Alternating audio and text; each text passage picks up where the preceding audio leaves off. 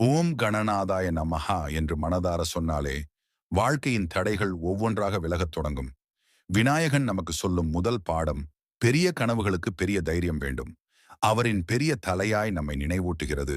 சிறிய எண்ணங்கள் வேண்டாம், பெரிதாக யோசி, தெளிவாக யோசி, நம்பிக்கையோடு நட.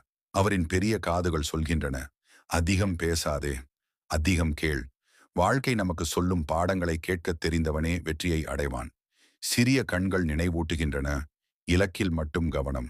பாதையில் வரும் அவமானம், தோல்வி, விமர்சனம் எதுவும் உன் கண்களை இலக்கிலிருந்து விலக்க விடாதே.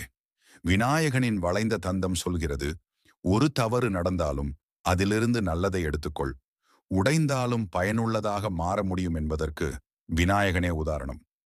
அவரின் எலி வாகனம் நமக்கு ஒரு உண்மை சொல்கிறது, ஆசைகளை கட்டுப்படுத்த தெரிந்தவன்தான் வாழ்க்கையை ஆள முடியும்.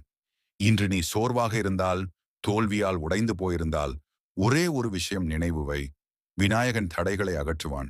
ஆனால் நீ முயற்சியை நிறுத்தக்கூடாது. நம்பிக்கையோடு தொடங்கு, உழைப்போடு நட, பொறுமையோடு காத்திரு.